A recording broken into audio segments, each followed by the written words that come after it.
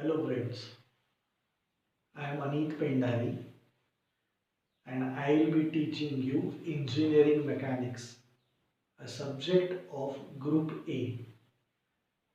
जो तुमसा group A है, जो आपका ग्रुप ए है, उस ग्रुप में 4 सब्जेक्ट्स है आपको। एक maths 1, physics, engineering mechanics and computer programming. Maths is what you know, थोड़ा बहुत पहले से पढ़ते आ रहे हैं। फिजिक्स 8वीं 9वीं से शुरू हो जाता है। कंप्यूटर भी बहुत लोगों को मालूम है, कंप्यूटर प्रोग्रामिंग क्या रहता है, सी लैंग्वेज क्या रहती है। ये एक नया सब्जेक्ट है जो तुमको इंट्रोड्यूस होता है इंजीनियरिंग मैकेनिक्स। सेक्शन बी आणि सेक्शन सी, आप दोनों सेक्शंस को ग्रुप ए है और ग्रुप ए में का एक सब्जेक्ट है इंजीनियरिंग मैकेनिक्स।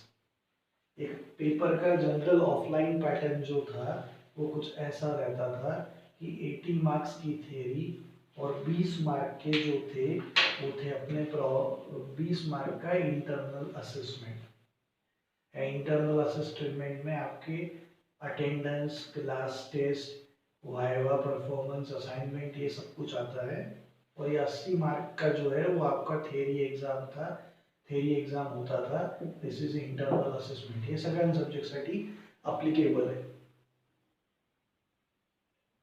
यदि एग्जाम एमसीक्यू पैटर्न में होती है, ऑनलाइन होती है, तो भी you will be having MCQs यानी multiple choice questions based on this aspect. ज्याच्यात न्यूमरिकल्स राहतील, प्युअर थिअरी असं काही राहणार नाही। न्यूमरिकल पार्ट थोडासा राहील, न्यूमरिकल्स आपल्याला सॉल्व करावे लागतील, त्याचे ऑप्शन्स दिलेले राहतील, ते यूज करावे लागतील।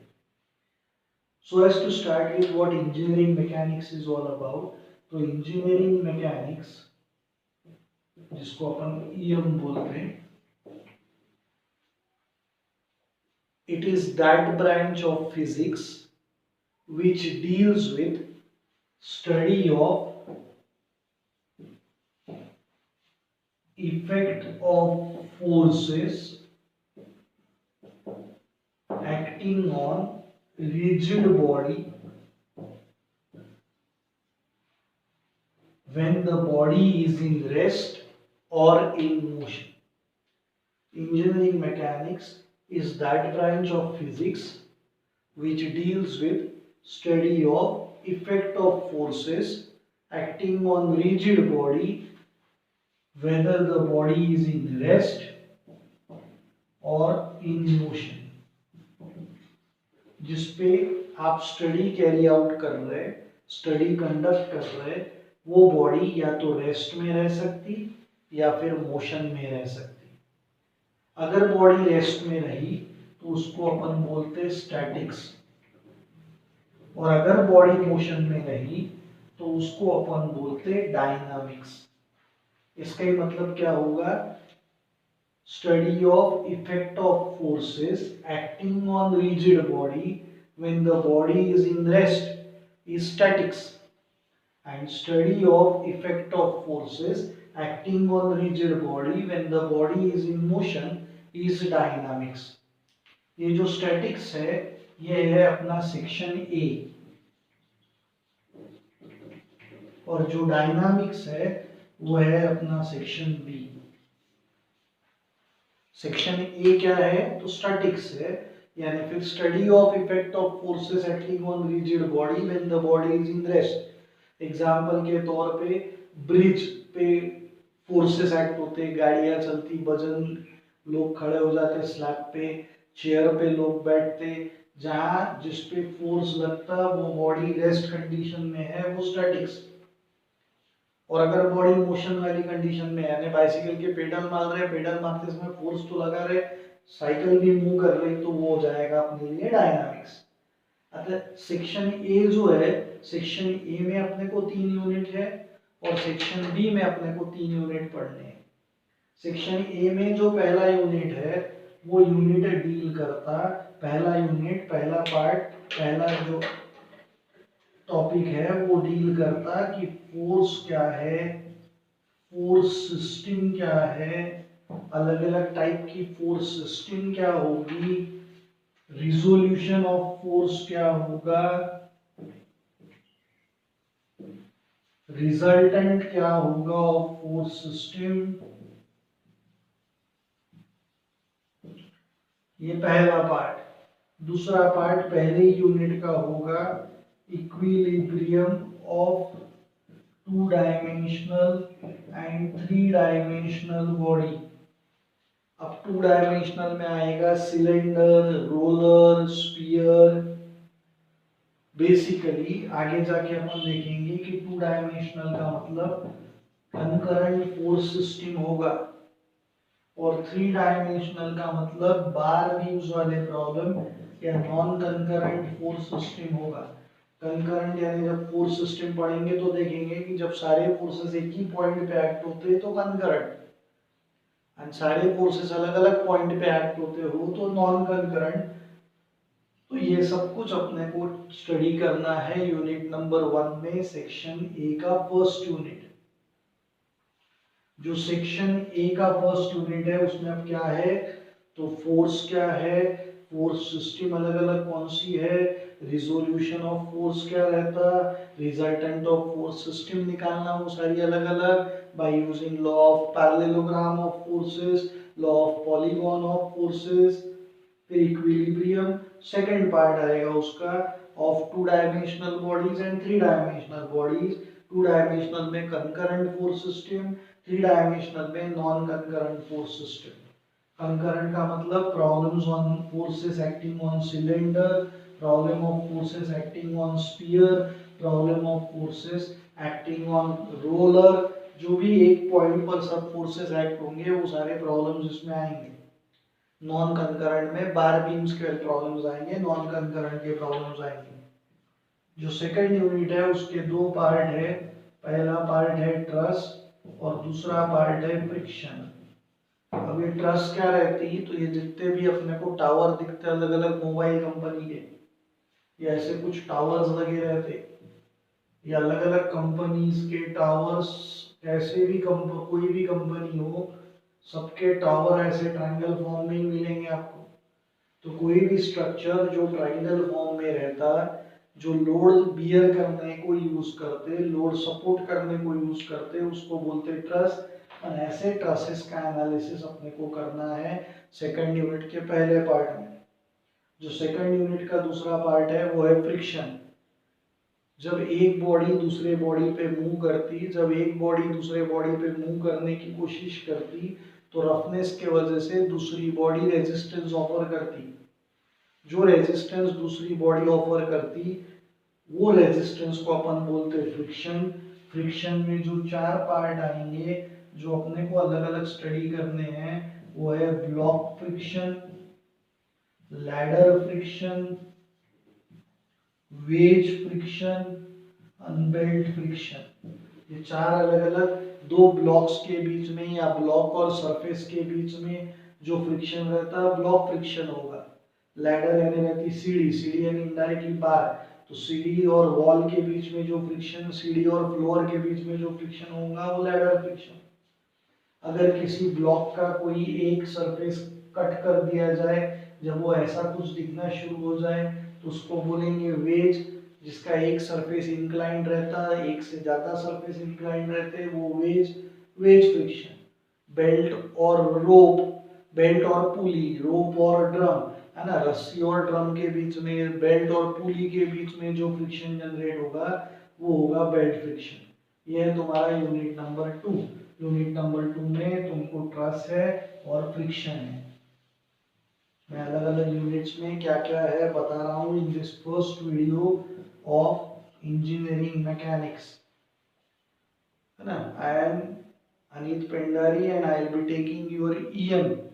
This are videos of engineering mechanics. पहला वीडियो जो है वो सिलेबस में क्या क्या है, अपने को पढ़ना क्या क्या है उसके ऊपर फोकस करने वाला है। थर्ड यूनिट में अपन सेंटर ऑफ ग्रेविटी या जिसको सेंट्रॉइड बोलेंगे वो निकालेंगे, रेक्टेंगल का, ट्राइंगल का, सर्कल का, सेमी सर्कल का, क्वार्टर सर्कल का। फिर उसका मोमेंट ऑफ इनर्शिया निकालेंगे, जैसे आपके 12th में होता था I was integral R square DM, वो मास मोमेंट ऑफ इनर्शिया होता था।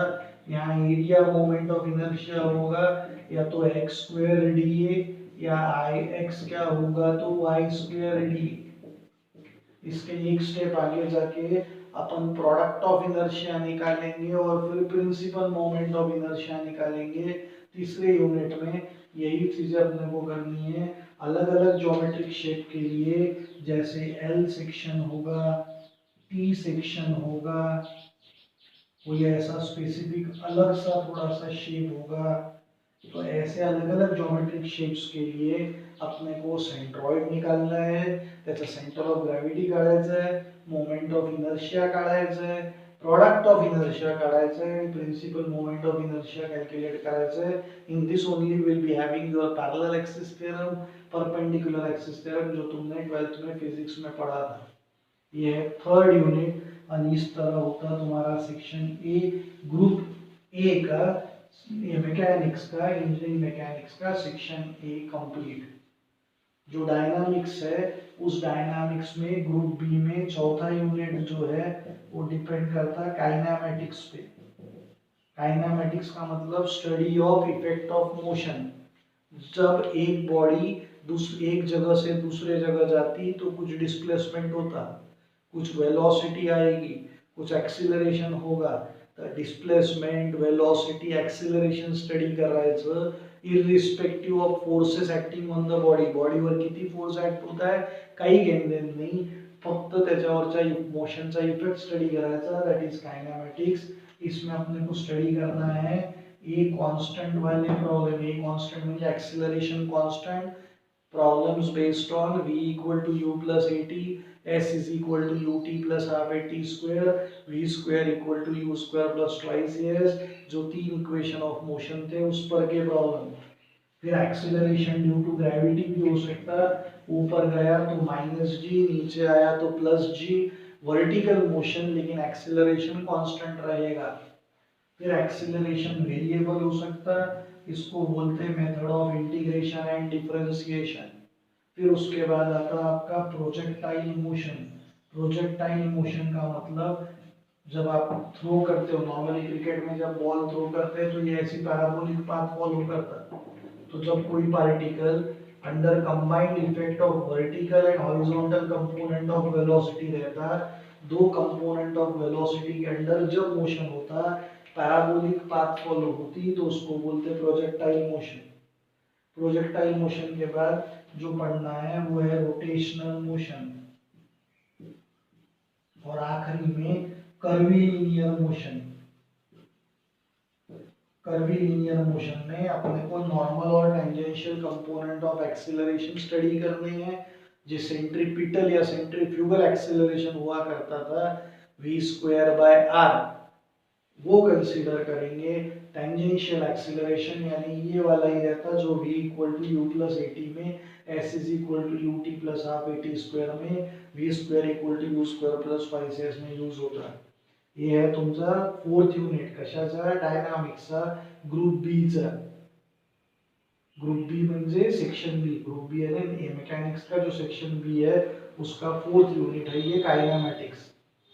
पांचवा यूनिट जो है वो है काइनेटिक्स ऑफ रिजिड बॉडी, जिसमें अपने को डीएलएम्बर्ट्स प्रिंसिपल स्टडी करना है, conditions of dynamic equilibrium study करना है, और पुलीज और ब्लॉक्स के प्रॉब्लम्स भी एनालाइज करने हैं। जो छठवा यूनिट होगा वो छठवा यूनिट डील करता फिर दो पार्ट में, एक है वर्क, पावर, एनर्जी, है ना। Law of conservation of energy काय आहे, कायनेटिक एनर्जी काय असते, पोटेंशियल एनर्जी काय असते, वर्क डन बाय सिस्टम क्या रहती, वर्क एनर्जी प्रिंसिपल। और दूसरा पार्ट जो होगा वो होगा impulse and momentum, law of conservation of momentum. उसके बाद इम्पल्स क्या रहता, इम्पल्स मोमेंटम इक्वेशन क्या रहता, और problems of law of conservation of momentum, coefficient of restitution और इम्पल्स वाली सारी चीजें छठवें यूनिट में आएगी। जो तीसरा पार्ट होगा डायनामिक्स का, ग्रुप बी का, सेक्शन बी का तीसरा यूनिट होगा, या छठवा यूनिट मैकेनिक्स का होगा। ये ऐसा ओवरऑल पूरा सिलेबस है जो 6 यूनिट में डिवाइड हुआ है, दो सेक्शंस में डिवाइड हुआ है। सेक्शन ए में पहले 2 यूनिट स्टैटिक्स, तीसरा यूनिट जो है वो centre of gravity, moment of inertia, product of inertia, principal moment of inertia इस पे है। चौथा जो है वो काइनेमेटिक्स पे है। पांचवा जो है वो काइनेटिक्स पे है। और छठवा जो है वो वर्क पर एनर्जी और इम्पल्स एंड मोमेंटम वाले पार्ट पे है। ये पूरा सिलेबस है जो अपने को पढ़ना है, फिर पैटर्न कैसा भी रहे। अब बेसिकली मैकेनिक्स में थ्योरी बहुत कम रहती, प्रॉब्लम्स बहुत ज़्यादा रहते हैं और प्रॉब्लम्स की ही प्रैक्टिस होना while सॉल्विंग आउट पेपर्स। अब पेपर्स में प्रॉब्लम्स, स्मॉल प्रॉब्लम्स आ सकते हैं, you will have lengthier bigger problems also, और उसी की अपने को प्रैक्टिस थ्रू आउट करनी है। जो बेसिक डेफिनेशन थी कि study of effect of force acting on rigid body, तो उसमें एक थोड़ा सा पार्ट मैं बता देता हूँ, बाकी सब नेक्स्ट वीडियो में आएगा जिसको अपन बाद में डिस्कस भी करेंगे कि रिजिड बॉडी क्या होती। तो तीन तरह की बॉडी होती है, एक इलास्टिक बॉडी, दूसरी प्लास्टिक बॉडी और तीसरी रिजिड बॉडी। इलास्टिक बॉडी वो बॉडी रहती है जिसपे फोर्स लगाने के बाद डिफॉर्मेशन होता है। डिफॉर्मेशन म्हणजे change in shape and size of the body. Body का शेप एंड साइज बदलेगा, रबर बैंड हो तो उसको खींचो तो उसका शेप एंड साइज बदलता। अगर फोर्स लगाने के बाद डिफॉर्मेशन हुआ, बॉडी की शेप एंड साइज बदली, लेकिन फोर्स निकालने के बाद बॉडी जैसे पहले थी वैसी ही बनी, तो उसको बोलेंगे अपन इलास्टिक बॉडी। जिसमें डिफॉर्मेशन टेम्पररी रहता है वो होती इलास्टिक बॉडी। फिर ऐसी बॉडीज रहती जिसमें फोर्स लगाने के बाद डिफॉर्मेशन तो हो जाता, पर फोर्स हटा देने के बाद बॉडी अपनी original shape and size regain नहीं करती, वो होती है प्लास्टिक बॉडी, जिसमें डिफॉर्मेशन परमानेंट हो जाता है ना। सपोज एक आधी लोहे की सलाख है, उसको फोर्स लगा के तुमने बेंड कर दिया, बाद में छोड़ दिया, खुद होके सीधी नहीं होती कभी, तो जो हो गया परमानेंट हो गया। ऐसी बॉडीज होती प्लास्टिक बॉडी।